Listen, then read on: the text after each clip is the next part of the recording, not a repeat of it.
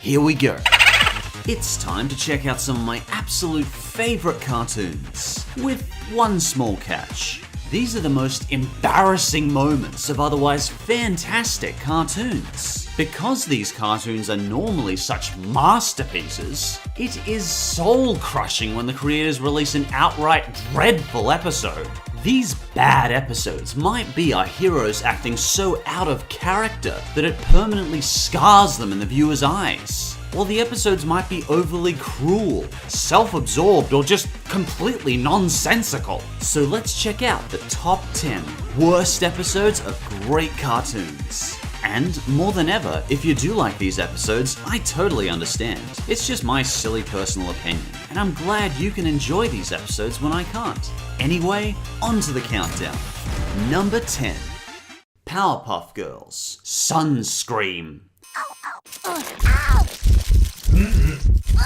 You know those old government ads on TV that tried to scare you into never doing drugs? Sometimes in very strange ways. Well, they made an entire Powerpuff Girls episode like that. Except it's about sunburns. This episode is just excruciatingly uncomfortable to watch. 10 straight minutes of the girls very slowly moving across the room while they wail in agony over their sunburns. The writers dedicate a good quarter of the episode exclusively to showing close-ups of Blossom's convulsing sunburnt skin as she yells out in pure agony. In fact, their sunburns are so painful that they can't even put clothes on. So our three heroes fight crime el naturel. But our heroes are helpless against the villains because of their sunburns. Okay, I admit sunburns can be freaking painful and potentially cause skin disease, but they don't completely incapacitate you from living. This is just silly. Then to top it off, we watch them peel off their skin. Thanks, writers, I guess I didn't need to eat tonight. But I will say this for it. After watching this episode, I will certainly always wear sunscreen. So if that was your goal, writers, good job.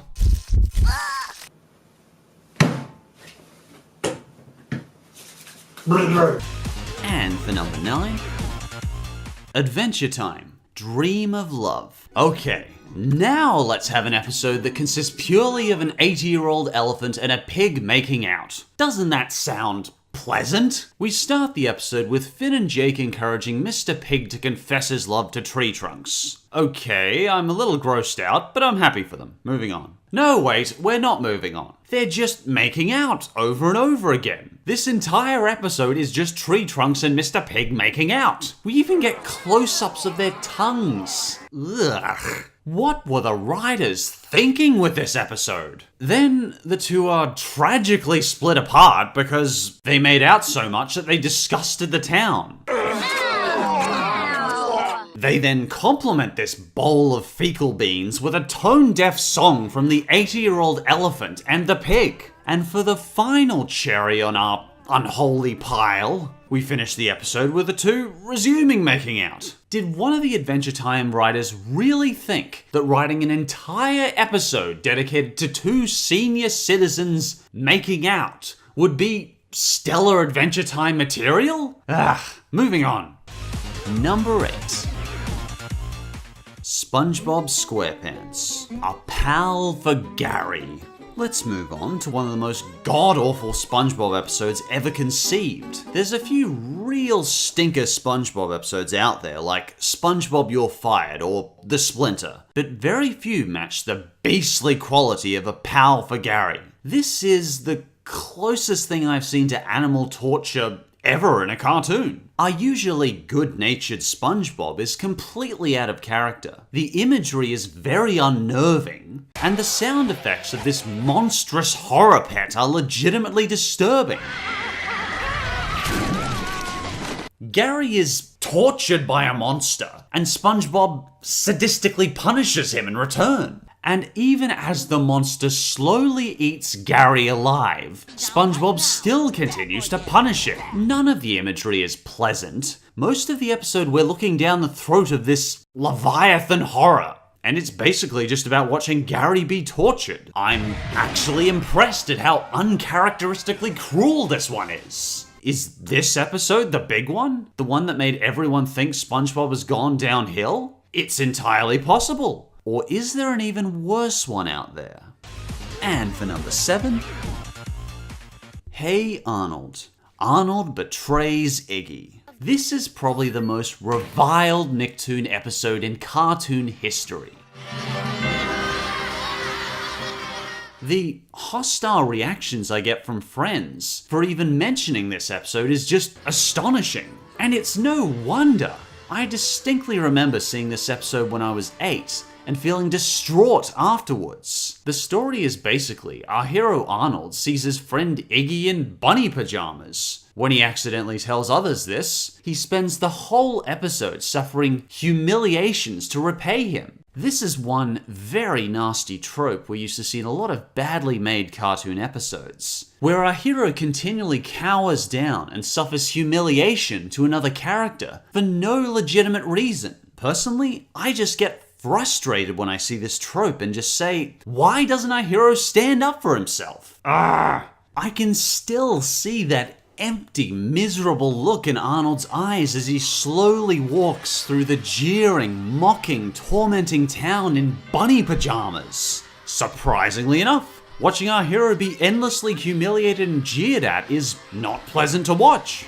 This episode was so detested by the public that even the creator hated it. In fact, he personally asked Nickelodeon to stop airing it right after he made it. And graciously enough, they did. Thank Jeebus for that.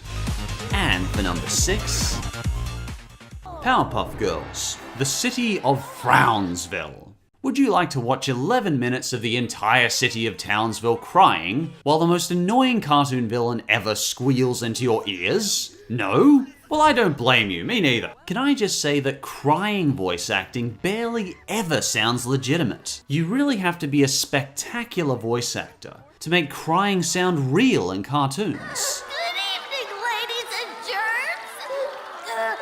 We just flew in from Las Vegas because we can. Hearing voice actors pretend to cry not only breaks the immersion for me, but it can be really insufferable. Imagine if I spent the whole top 10 list talking like this. It would probably make you want to knee me in the crotch until I keeled over. Ow. Not everyone knows this, but most of what was shown on Cartoon Network was the first 4 seasons of Powerpuff Girls. Seasons 5 and 6 got really bland. The voice acting of this guy is cringeworthy.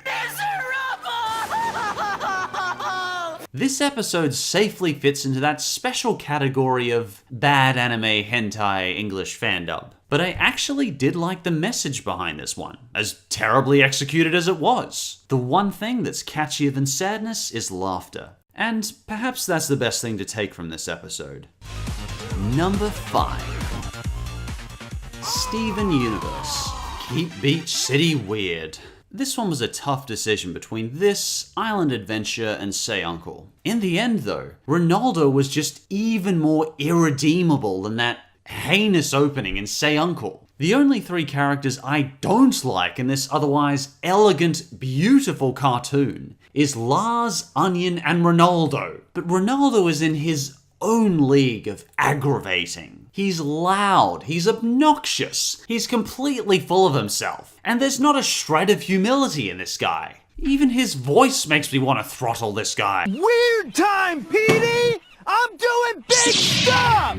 And we get an entire episode dedicated to him, with continual wide-angle lens close-ups of his face. Not only that, but he's dangerous, knocking Steven out because he thinks he's an alien. In a surprisingly unsettling scene for this cartoon, Steven is slowly inspected in a dark cabin by this train wreck of a character. The only part I liked was when we got to see Ronaldo get the crap kicked out of him by Garnet, Amethyst, and Pearl. I think I agree with Doug and Rob on this one. That Rebecca Sugar made this character so people didn't think her cartoon was too perfect. In case we tried to burn her for being a witch, Joan of Arc style. My only other guess for the reason Ronaldo exists is maybe it's a message from the creators to not end up like Ronaldo. Question your world, but don't lose sight of reality. And don't be a completely self-absorbed goon. Ronaldo is a giant wart on the face of an otherwise immaculate, gorgeous cartoon that I simply adore. Fortunately, in the newer episodes, he's nowhere to be seen. And for number 4, Looney Tunes. See You Later Gladiator. This is by far the most painfully long, boring Looney Tunes cartoon I've ever seen. Which is impressive, given that it's only 6 minutes. How is that even possible? Later. How can you make 6 minutes of my life drag by so slowly? This is considered by many to be the worst Looney Tunes episode of all time. Going in, I thought, oh come on, how bad could it be? It's Looney Tunes. But boy was I wrong. Get this premise. Daffy Duck and Speedy Gonzales go through time in a time machine. How could you mess up this premise? You have Daffy Duck. You have the freaking voice legend Mel Blanc at your disposal. You could have just done a short of these two talking for 6 minutes and it'd be more interesting than this. But the episode just drags on as the two slowly walk from screen to screen or simply announce whatever humdrum activity they're doing. Again, writers, you botched up Daffy Duck, time travel, and Mel freaking Blanc. For shame! And for number 3, Adventure Time, Frost and Fire. Apologies, as I know I've already talked about Adventure Time, but I really just can't stand this episode. I don't think many people were as bothered by this episode as I was, but it single-handedly destroyed Finn's character in my eyes. Frost and Fire is this strangely in-depth look at Finn's character, but sadly, when we see Finn's character in depth, we realize just how shallow and self-centered he is, humiliating and hurting Simon in order to get wet dreams. I mean, kinks aren't something we choose, and whatever you enjoy is fine as long as you're not hurting anyone. But Finn is going out of his way to make others fight and hurt each other in order to get his rocks off. Dear Flynn Princess, you're just the worst. Your hair is bad, your feet smell like face cheese, blah, blah, blah, blah. Let us meet up and fight Tommy. Sincerely, Ice King. Simon the Ice King is my favorite character in Adventure Time, so seeing him suffer like this really bugged me. Even when Flame Princess is injured and suffering, he's still thinking about his wet dreams. Even over 50 episodes later, I still don't like Finn's character as much after seeing this episode. I have nothing but respect for this cartoon. It's among my absolute favorite cartoons of all time, but I certainly had a lot less respect for Finn after this episode.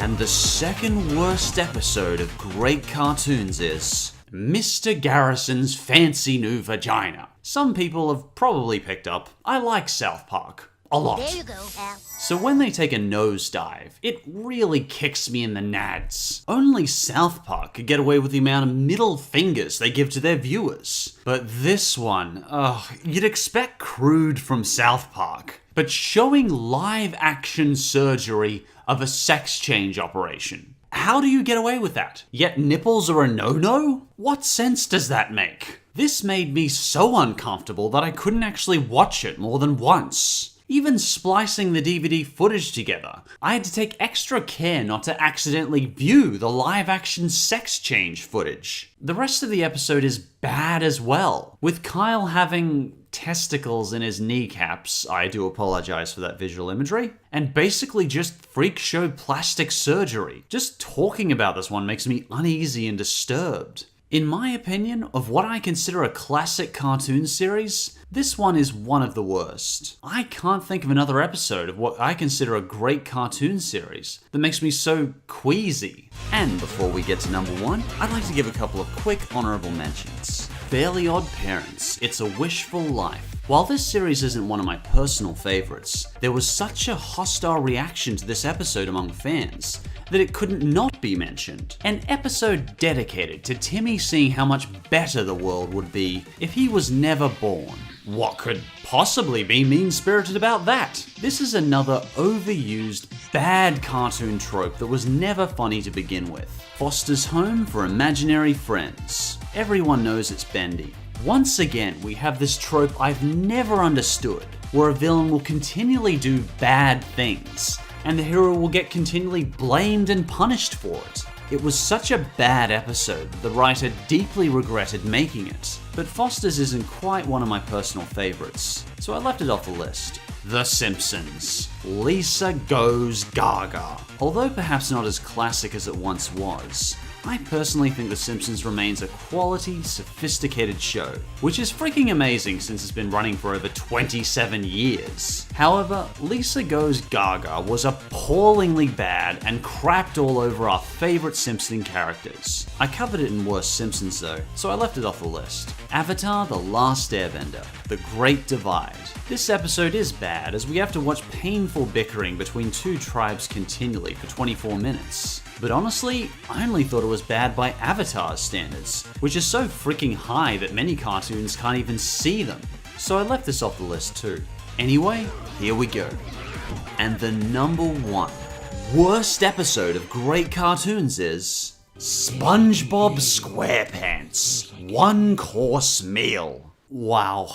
I really didn't expect any episodes on this list to fall into that special rotten category. But you've done it, writers. An episode about the slow isolation and torture of Plankton. And I thought A Pal for Gary was bad. In this episode, we watch Plankton collapse into a deep pit of paranoia-filled despair, as he is continually traumatized by Mr. Krabs dressing up as a whale. Interestingly enough, Krabs doesn't actually have a reason for torturing Plankton. He's not protecting the Krabby Patty formula, he's purely doing it out of malice. He even stalks Plankton in his own home. 16 paranoia-filled days later. Plankton then breaks down into tears, followed by a paranoia-filled nightmare. I just don't get it. Do cartoon writers just get possessed by evil satanic spirits when they make these episodes? And then Plankton tries to kill himself. Because, you know, self-harm is such a kid-friendly topic. It's just, I'd expect self-harm jokes from Family Guy nowadays, but SpongeBob? The show that is sometimes too sappy even for me? And Krabs is happy to hear Plankton is attempting to kill himself. That's actually kind of impressive, really. I mean, don't get me wrong, this episode is foul kitty litter that's been left out in the sun for too long. But just the fact that the writers could skip an episode about torture and self-harm by the Nickelodeon censors really is an impressive feat. If you didn't consider Mr. Krabs a sadistic, selfish scumbag villain before, you certainly will after this episode. You know an episode has truly defiled a normally excellent cartoon when you start rooting for the bad guy. Congratulations, writers of SpongeBob. Of all the cartoons I consider great, you've made the worst episode. And you did so with flying colors. Suicide, isolation, and torture. Yep, that'll do it. And we finish this disaster off by burying Plankton alive. Okay, that's it, I'm done. But as I mentioned, I like all these cartoons. Many of them are among my absolute favorite cartoons, and molded me and many others growing up. As much as I nitpick, these bad episodes really are a rarity. And I can't wait to see what new content each and every one of these cartoons will bring us in the future. Do you think I missed a particularly bad episode of an otherwise great cartoon? I know there's a lot out there I did miss. If you think so, feel free to let me know in the comments. And as always, thanks for watching, and I'll see you next time.